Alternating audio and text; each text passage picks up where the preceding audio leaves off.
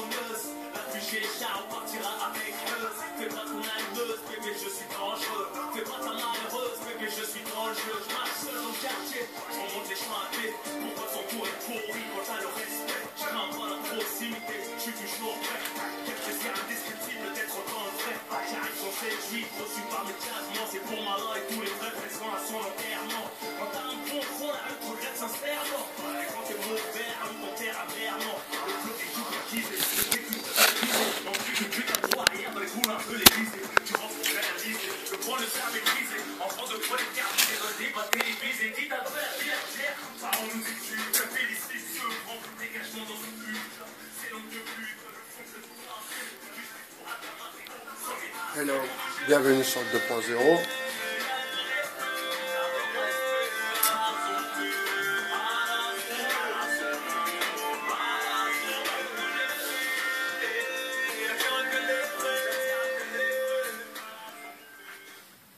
Alors, je suis content parce que ce soir, on a un peu répondu et ma foi, on a répondu tout de suite.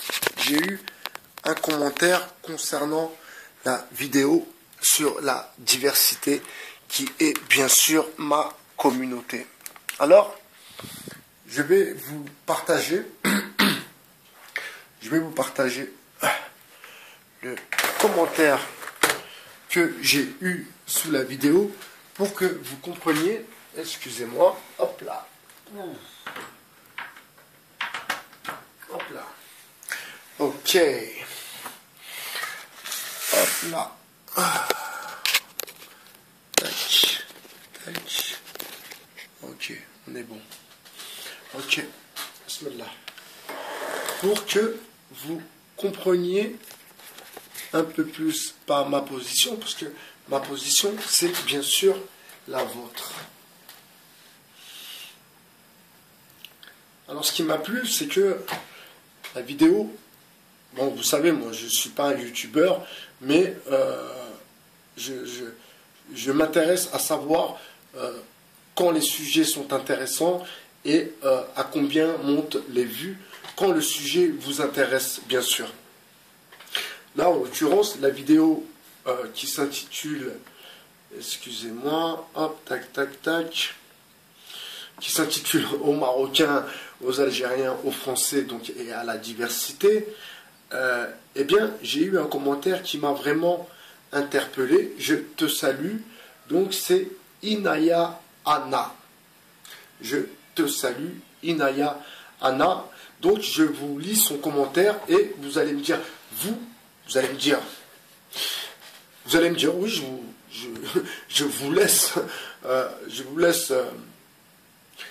laisse vous exprimer en commentaire parce que il faut que vous compreniez une chose, c'est que eh bien, c'est le moment quand même. Je pense qu'il est temps. Je ne prétends pas, que je suis celui qui va faire changer les choses, pas du tout. Mais par contre, je veux bien faire partie de ceux qui vont faire changer les choses. D'ailleurs, mes vidéos sont ont pour but, si vous voulez, de faire changer les choses. Excusez-moi 2 petites secondes.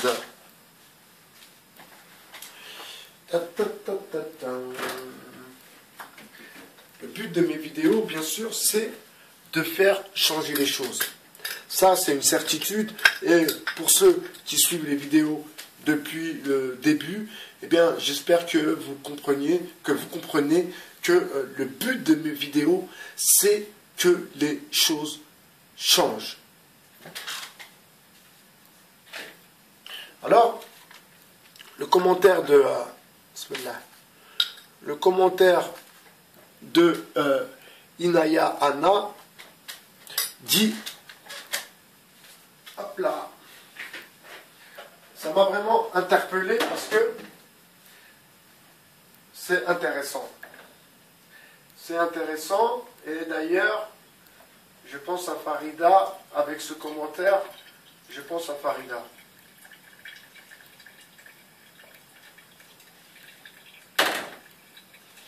Je pense à Farida et,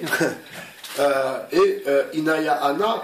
Il faut que tu te dises que ce n'est pas ma génération à moi qui a... Ce n'est pas ma génération qui a, comment dire, qui a été blousée, par le gouvernement ou par les politiques. Non, non, non, c'est pas ma génération à moi.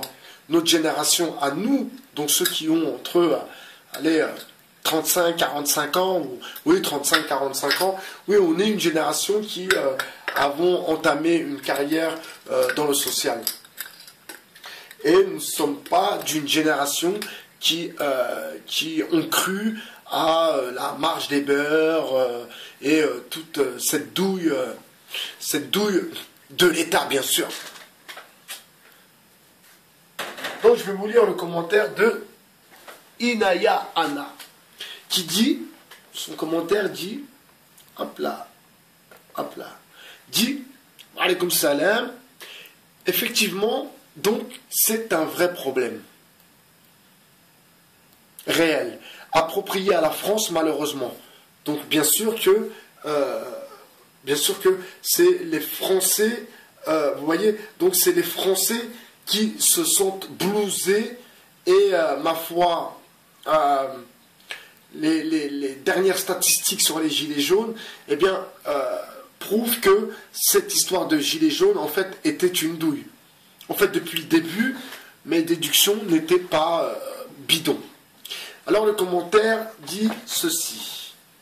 Alaykoum salam, approprié à la France, malheureusement. Donc, c'est un vrai problème approprié à la France, malheureusement. Donc, c'est-à-dire qu'ailleurs, eh ben, la diversité s'organise autrement. Ce qu'il faut comprendre, par contre, c'est un fléau très dangereux et de plus en plus fréquent. Apparemment, ce n'est pas un problème uniquement lié au réseau, puisque ton ami pense que cela... Puisque ton ami pense comme cela, c'est qu'il y a un sérieux problème. Je pense que votre génération, et là pour le coup, Inaya Anna dit que c'est ma génération qui a failli à leur devoir. Donc non, c'est pas ma génération. Non, non, non, non. Inaya Anna, c'est pas ma génération qui a failli à leur devoir. Non, non, non, non, non. Tu peux pas m'imputer, ce désaccord, tu peux pas m'imputer ce problème de cohésion et de diversité qui s'éparpille. Non, tu peux pas me l'imputer. Ça, c'est la génération, d'ailleurs, je te salue, Farida, ça, c'est la génération, c'est votre génération. La génération des gens qui ont, je sais pas moi, qui ont, 50, 60 piges, quoi, voilà, ouais. C'est cette génération, c'est cette génération-là. 55, 60 piges, voire 65 piges, c'est cette génération-là qui s'est fait blouser par l'État. Et c'est pas ma génération, c'est pas notre génération, les gens qui ont entre 40 et 45 ans. Par contre, la génération avant la mienne, eux, eh ben, ils se sont boboitisés, si vous voulez. La boboïtude, comme dit Francis Cousin. Eux ont... si vous voulez, ils sont rentrés en faisant croire qu'ils étaient pour la diversité et pour son progrès, alors qu'en fait, c'était des carriéristes. Ils pensaient à eux, en vérité.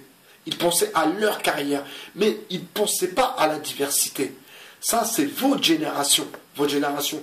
Excuse-moi, Inaya Anna, je ne sais pas tu as quel âge, mais c'est cette génération qui pense plus à sa gueule, à sa poire, à sa tronche, qui pense à sa communauté ou à la diversité.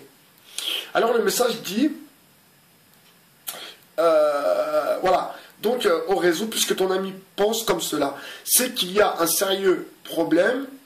Je pense que votre génération a failli à leur devoir, voilà, ce n'est pas ma génération, quand il fallait raisonner les jeunes dans les quartiers, mais moi je l'ai toujours fait, moi. Inaya Anna, je l'ai toujours fait, moi. je bosse dans le social, je bosserai encore dans le social, et c'est toujours quelque chose qui m'anime. Donc la transmission de savoir, la transmission d'expérience, c'est pour ça que je suis quelqu'un qui écrit. Alors je ne vais pas me prétendre sociologue ou bien, mais je le suis malgré moi. Alors la suite du message. Votre génération a failli à leur devoir quand il fallait raisonner les jeunes dans les quartiers, car la misère touche tout le monde et pas seulement une couleur, une ethnie précise, et malheureusement ça prend de graves proportions très dangereuses. C'est très triste, on ne juge pas un homme à sa couleur, mais à ses actes, à son cœur. Qu'Allah Ta'ala veille sur vous et vous facilite chaque chose ici-bas pour l'au-delà binallah à tous les opprimés du monde. Donc, d'abord, je vais te remercier pour ton commentaire. Et apparemment, c'est la première fois que tu viens faire un commentaire sous mes vidéos. Donc, ça veut dire que quelque part, astaghfirullah, je pense sincèrement, je pense que la machine est enclenchée. Ça, c'est très très important. Je reviens de suite.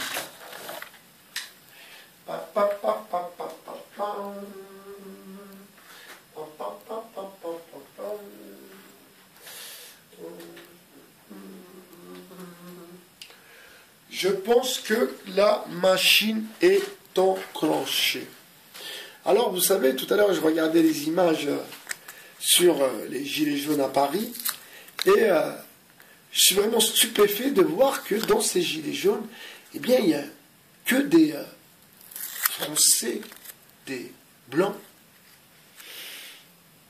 Et puis la diversité n'est pas là. La diversité n'est pas là. Est-ce que ça ne vous pose pas un problème, mais au moins une interrogation? Est-ce que...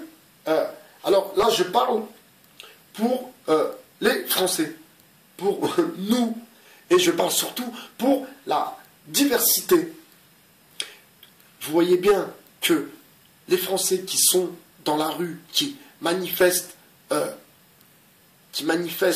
avec les gilets jaunes, eh bien, ce sont des gens, beaucoup des provinciaux, donc qui descendent sur Paris, et eux sont manipulés, bien sûr, par l'élite. Bien sûr, quand on écoute les réponses du grand débat de Emmanuel Macron, quand on écoute aussi les réponses de celui-ci, et bien sûr quand on écoute les déductions de BFM-VC qui roule totalement, qui a le langage d'Emmanuel Macron. Donc BFM-VC en fait a le langage d'Emmanuel Macron, et apparemment ils communiquent ensemble.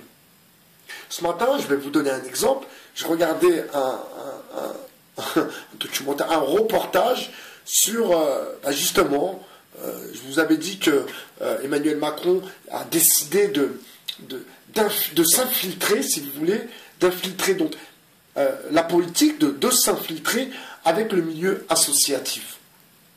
Et ce matin, il y avait un petit reportage sur un camion qui va dans les coins retirés, dans la France profonde, et qui vient aider les gens à faire leurs papiers, à remplir une déclaration d'impôt, à faire leur CMU.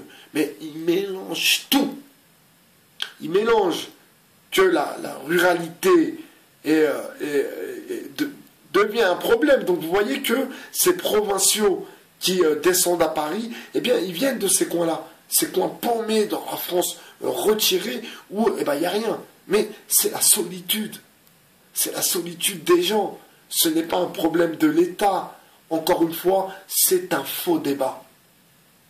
Et lui, donc Emmanuel Macron, et c'est pas lui spécialement, c'est aussi, si vous voulez, tous ceux qui l'accompagnent, toute son équipe, qui sont carrément à côté de leur pompe.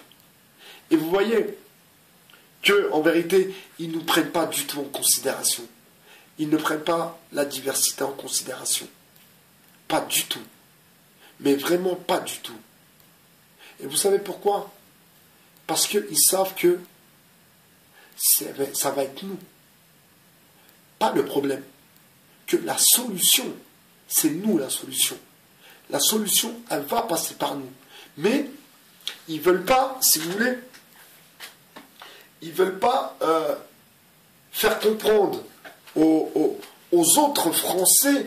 Alors je précise à chaque fois, il n'y a pas de racisme, il n'y a pas de déni, je dénigre pas, hein, pas du tout. Hein. Mais aux autres Français, donc les Français qui n'aiment pas trop les étrangers, il faut appeler un chat et pas un maïs chaud, un maïs chaud, vous comprenez? Trêve de plaisanterie. Donc, le gouvernement ne veut pas faire comprendre à ces Français provinciaux que le progrès, les progressistes, j'en reviens encore à ce mot, que le progrès et les progressistes, eh bien oui, c'est bien nous. C'est la vérité. Et je ne dis pas ça pour nous envoyer des fleurs, ou pour m'envoyer des fleurs, pour m'auto-envoyer des fleurs. Non, pas du tout. Non, non, non, pas du tout. C'est une stricte réalité, c'est une stricte vérité, parce que nous avons un regard que eux n'ont pas. Vous comprenez? Et ça, je sais que vous l'avez compris. Je sais. Et la preuve, les gilets jaunes, ça ne suit plus. Il n'y a plus de monde. Les chiffres qu'ils donnent dans les statistiques par rapport aux gens qui descendent dans la rue, ils sont faux. Et ce sont les organisateurs c'est l'État, c'est les organisateurs qui donnent les chiffres, combien y a-t-il de personnes qui sont descendues dans la rue, alors que c'est totalement faux. Vous savez, ça me fait rappeler, ça me rappelle plutôt, excusez-moi, ça me rappelle quand les caméras étaient à Tripoli, et puis ils filmaient donc des manifestations en faisant croire qu'il y avait grave du monde, alors qu'en vérité il y avait 150 pèlerins. Vous comprenez? Comme la chute de Saddam Hussein, que reposent en paix ces deux grands hommes, on peut les appeler des grands hommes, hein. Je ne suis pas Dieu pour juger, vous n'êtes pas Dieu, vous aussi, pour juger. On n'est pas là pour juger les gens. Et moi, le premier, mes vidéos ne sont pas là pour juger les gens. Ils sont là pour faire progresser. Parce que moi, je sais, je suis persuadé que c'est nous le progrès. J'en suis persuadé. Et c'est pour ça que nous ne sommes pas représentés. C'est pour ça que dans ces politiciens, comme dit monsieur Houplon, ces politiciens, ces merdias, ces carton-pâte, hein. Alors il me fait rigoler dans ses expressions, monsieur Houplon, mais monsieur Houplon pourrait aussi nous apporter un peu de contenu, un peu de son savoir par rapport à la place de la diversité justement dans ce qui se passe actuellement, dans l'histoire qui est en train la trame qui est en train de prendre forme dans cette histoire, si vous voulez. Alors le progrès, c'est nous. C'est une certitude. Et vous savez, en 2000, j'avais lu une statistique où en 2030, bah oui, les gens métissés, bah oui, on sera beaucoup. Donc, mes enfants, ne vous inquiétez pas, vous serez beaucoup. Et j'espère, Inch'Allah, que vous ne subirez pas cette discrimination à l'embauche, à l'emploi, cette discrimination qui existe toujours, que certains subissent encore. Moi, personnellement, je ne la subis pas parce que j'ai compris le jeu et bien sûr, je sais qui est qui. Et surtout, je sais où je vais. Alors eux, donc ces gilets jaunes, ces provinciaux blancs, un peu desperate housewives, eh bien eux, ils doivent détester que moi je viens et je dis oui, nous sommes le progrès, le métissage, la diversité, les Noirs, les Arabes, c'est eux le progrès, c'est nous qui allons faire cette nouvelle France. Ils doivent détester mon message comme ils détestent anti-imposteur. Je te salue. C'est vraiment incroyable. Éric Toutroué, Maxime Coben, tous ces gens-là, c'est des infiltrés. Tous ces gens-là sont des infiltrés. Alors derrière, il ne faut pas oublier, mes amis, derrière, où la communauté qui se pense toute puissante, où elle est intervenue. Et pourquoi elle est intervenue? Eh bien, comme par hasard, il y a eu une histoire d'antisémitisme. Oui. Bah pourquoi? Parce qu'il y a l'ALIA, mes amis. Il y a l'ALIA. Ils veulent que les autres retournent au bled.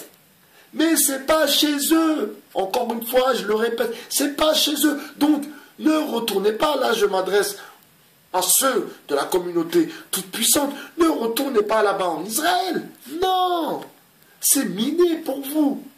La sécurité sociale, c'est galère. La vie, elle est chère. Il n'y a pas d'appartement. C'est la galère totale. Et eux, ils vous font peur avec cette histoire d'antisémitisme pour que vous retourniez en Israël. Parce que les gens sont en train de revenir en France, aux États-Unis aussi d'ailleurs. J'ai un ami à moi qui vit aux États-Unis et lui aussi m'a dit que beaucoup sont partis faire leur alia, mais beaucoup sont revenus.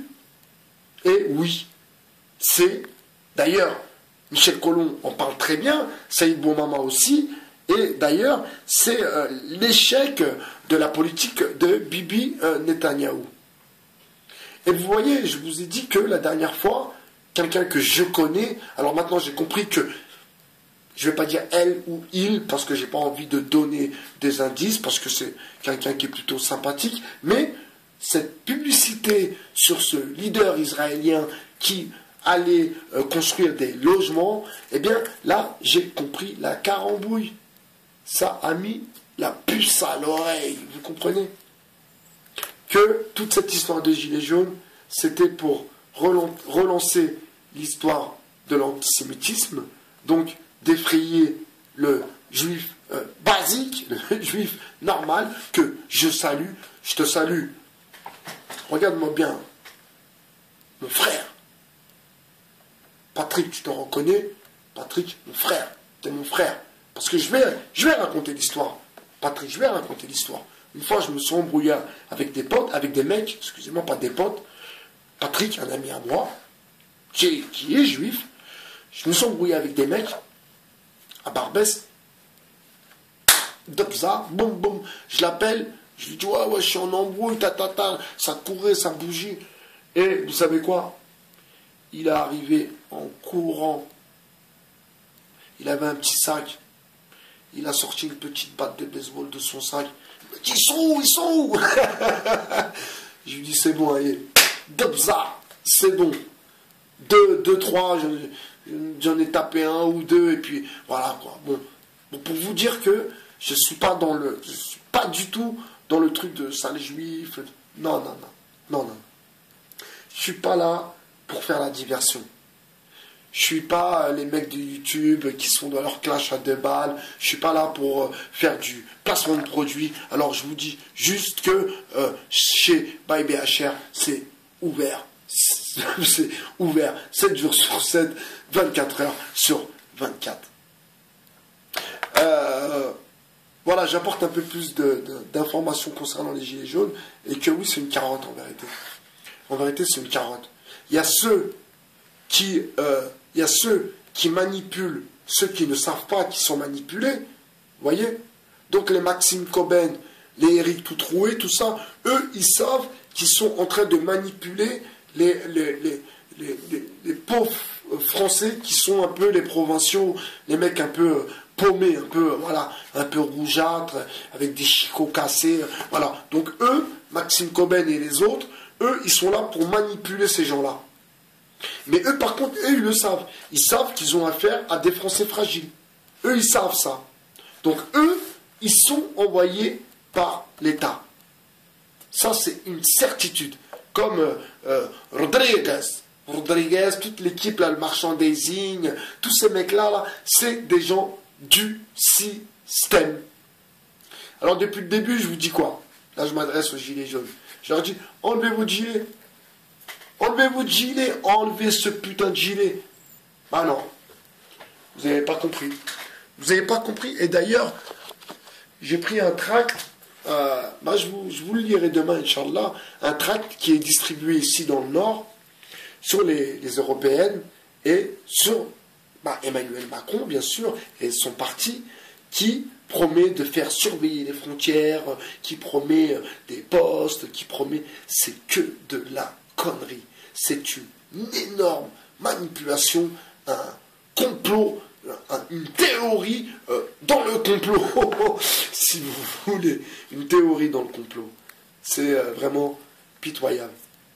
J'espère vous apporter un peu de contenu quand même, et que vous réalisiez que ces gens-là, là, tous les gens des Gilets jaunes, pas tous, excusez-moi, parce que dans cette histoire, il y a des gens, dans cette histoire, il y a des gens sincères. Il y a des gens qui pensent réellement faire changer les choses. Ils sont là. Ils existent. Mais c'est 2 sur 10. Il y a les autres qui sont, eux, manipulés par eux. Mais ceux qui manipulent eux et eux,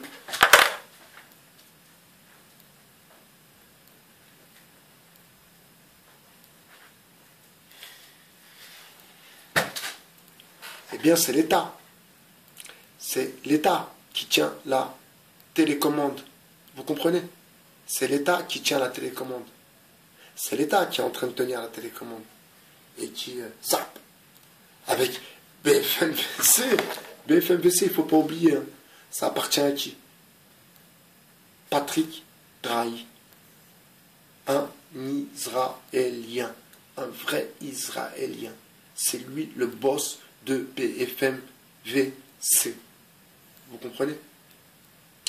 27 minutes, je pense que c'est une mise au point qui était très importante pour moi de vous la partager. Il est 22h05 sur le 2.0. Je vous souhaite une bonne soirée et je pense que nous sommes en train de commencer à faire du bon travail et j'apporterai le maximum. Le maximum.